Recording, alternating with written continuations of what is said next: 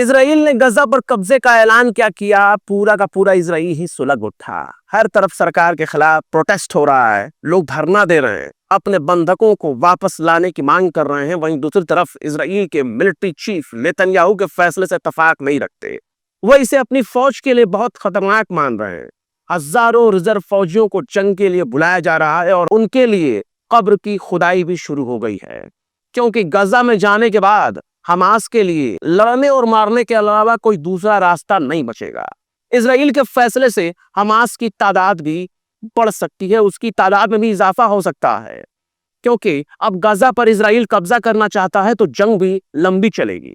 فلسطین تو 70-72 سال سے جنگ لڑ رہا ہے، ان کے لیے کوئی نیا کام نہیں ہے، موت اور زندگی ان کے لیے بس کھیل بن چکا ہے۔ لہٰذا اس پر زیادہ غور کیا جا رہا ہے کہ اس سے اسرائیل کی فوج کو کتنا نقصان ہوگا، کیونکہ غزہ سے لوٹنے والے فوجی دوبارہ غزہ میں قدم نہیں رکھنا چاہتے، وہ جیل جانا پسند کرتے ہیں پر غزہ میں جانا پسند نہیں کرتے۔ 2-4 فوجی تو ایسے بھی ہیں جو کھلے عام بغاوت کرتے ہوئے جیل چلے گئے، لیکن انہوں نے اپنے افسروں سے صاف کہہ دیا کہ ہم غزہ نہیں جائیں گے۔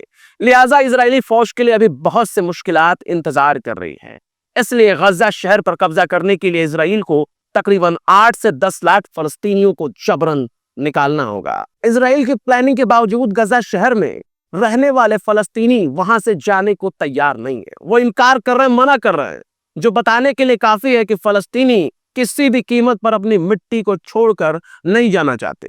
وہیں ان مسلم ممالک نے بھی اسرائیل کے فیصلے کی پرزور مذمت کرنا شروع کر دیا ہے، جو فی الحال ان کے ساتھ اپنے رشتے بنا چکے ہیں یا پھر رشتے بنانے کے لیے قطار میں کھڑے ہیں اور موقع تلاش رہے ہیں کہ کب اسرائیل کے ساتھ نارملائزیشن کر لیا جائے، کب اس کے ساتھ اپنے رشتے بنا لیا جائے، کب نیتن یاہو کو گلے لگا لیا جائے۔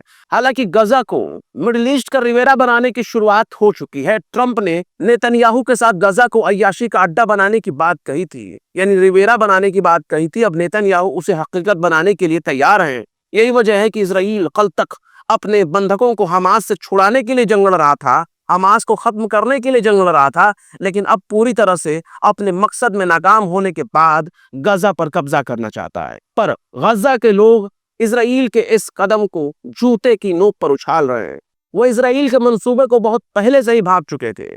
آخر کیسے نیتن یاہو کے فیصلے سے نہیں کانپ رہا حماس؟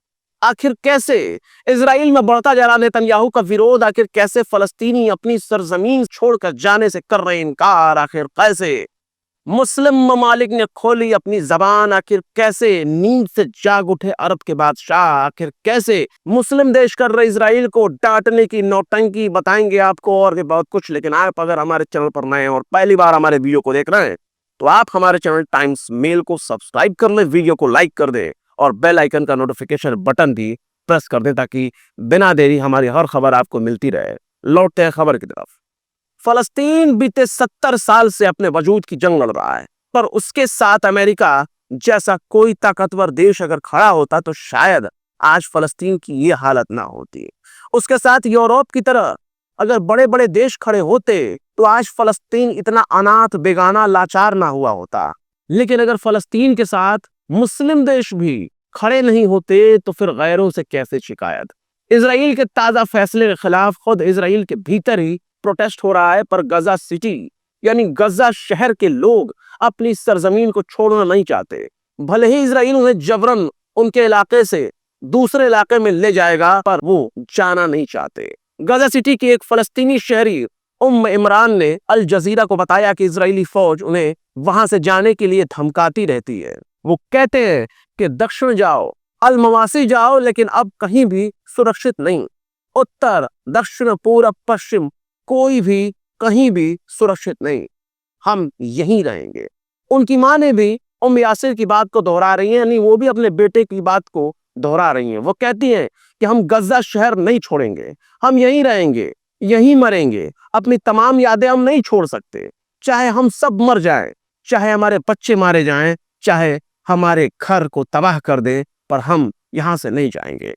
وہیں غزہ میں ایک تمبو میں رہ رہے سعید الجرد نے کہا کہ ہم 10 بار اجڑ چکے ہیں، ہمارے پاس جانے کے لیے کوئی اور جگہ نہیں ہے، انہیں آنے دو، ہم کیمپ میں ہیں، ہم کہاں جائیں، ہمارے پاس گھر نہیں ہے۔ सब कुछ खत्म हो चुका है, मैं यहीं अपनी जमीन पर मर जाऊंगा, पर यहां से नहीं जा सकता। वहीं इस फैसले पर दुनिया भर से नेतन्याहू के खिलाफ आवाज बुलंद हो रही है। खास तौर पर मुस्लिम ममालिक ने इस कदम की सख्त अल्फाज में मजम्मत की है। बाकायदा सऊदी अरब, पाकिस्तान, कतर, कुवैत और कई ममालिक और इस्लामिक सहयोग संगठन यानी OIC ने इसे बैनुल अक़वामी क़वानीन के खिलाफ बताया है। इसके अलावा इसराइल के इस कदम को टू स्टेट सॉल्यूशन और फलस्तीनी अवाम के हक हुकूक पर सीधा हमला करार दिया है। सऊदी अरब ने इसराइल के फैसले के सख्त अल्फाज में मुखालफत की है। उसने इसे गजा में भुखमरी बढ़ाने वाला कदम करार दिया है और फलस्तीनियों के नस्ल कशी का हिस्सा बताया है। सऊदी अरब के विदेश मंत्रालय की तरफ से जारी बयान में कहा गया है कि अगर आलमी बिरादरी और सिक्योरिटी काउंसिल ने इजरायली हमलों और उनकी हरकतों को तुरंत नहीं रोका तो इससे इंटरनेशनल सिस्टम और उसका वजूद कमजोर हो जाएगा, इलाकाई और आलमी तौर पर अमन को खतरा होगा और हालात ऐसे बनेंगे जिससे कत्लेआम और जबरन बेदखली में इजाफा होगा। सऊदी अरब ने यह भी कहा कि इजराइल के क्राइम को रोकने के लिए दुनिया को ठोस, मजबूत और सख्त कदम उठाने होंगे ताकि फलस्तीनियों पर मंडरा रहा इंसानी बहरान खत्म किया जा सके। वहीं इस मामले में इजराइल के दोस्त कतर ने भी अपनी जबान खोली है और उसने भी इजराइल के इस प्लानिंग को सिरे से खारिज किया है। कतर के विदेश मंत्रालय ने कहा है कि यह फैसला इंसानी बहरान को और ज्यादा बढ़ाएगा और सीज फायर की कोशिश को कमजोर करेगा। बयान में कहा कि इजराइल लगातार इंटरनेशनल ह्यूमन राइट और उसके कानून को तोड़ रहा है, जिसके तहत जंग में हथियार की तरह भूख को इस्तेमाल कर रहा है और इससे और ज्यादा इजाफा होगा। वहीं अमेरिका के लगते जिगर पाकिस्तान ने इजराइल की हरकत के खिलाफ बयान जारी किया है। पाकिस्तान के वजीर आजम शहबाज शरीफ ने कहा है कि यह फैसला फलस्तीनी अवाम के खिलाफ चल रही जंग का हिस्सा है, जो इंसानी बहरान ज्यादा बढ़ाएगा और अमन की उम्मीद को भी खत्म कर देगा। पाकिस्तान ने कहा कि हमें इस त्रासदी की असल वजह नहीं भूलना चाहिए, जो फलस्तीनी जमीन पर इजराइल के लंबे समय से जारी नाजायज कब्जे की वजह से है। जब तक कि यह कब्जा रहेगा, अमन सिर्फ एक ख्वाब बनकर रह जाएगा। यानी आप समझ लीजिए कि तमाम अरब देशों से बेहतरीन अगर किसी ने मजम्मत की है शानदार तरीके से और असल वजह पे चोट किया है तो पाकिस्तान ने, जिसकी गिनती न 3 में है न 13 में, इसके बावजूद भी उसका ये बयान काबिल तारीफ है।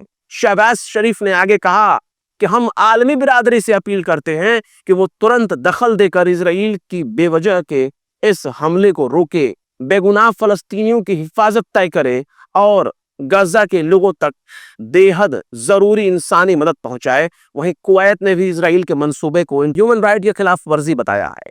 कुवैत ने कहा है कि इजराइल का यह कदम टू स्टेट सॉल्यूशन को कमजोर करता है। कुवैत के विदेश मंत्रालय की तरफ से जारी बयान में कहा गया कि सिक्योरिटी काउंसिल और आलमी बिरादरी अपनी जिम्मेदारियां निभाते हुए इन गैर इंसानी अमल को रोके, बॉर्डर के रास्ते को खोलकर गजा तक जरूरी सामान, जरूरी मदद पहुंचाए और इजराइल की भुखमरी और नस्ल कशी की पॉलिसी को खत्म करे। वहीं तुर्की के विदेश मंत्रालय ने इजराइल के मकसद पर सवाल उठाया और कहा कि यह फैसला फलस्तीनियों के हुकूक के खिलाफ है। इजराइल का मकसद फलस्तीनियों को उनकी अपनी जमीन से जबरन बेदखल करना है। इस मामले में इस्लामिक सहयोग संगठन यानी OIC ने कहा है कि गजा पर दोबारा कब्जा करना और बड़ी तादाद में फलस्तीनियों को बेदखली मौजूदा इंसानी हालात को और भी ज्यादा खराब कर सकती है। बयान में मांग की गई है कि यूनाइटेड नेशन सिक्योरिटी काउंसिल तुरंत और ठोस कदम उठाकर मुकम्मल तौर पर सीज फायर लागू करे, गजा के हर हिस्से में इंसानी मदद और जरूरी सामान की सप्लाई करे, फलस्तीनियों के लिए जरूरी सिक्योरिटी मुहैया कराए।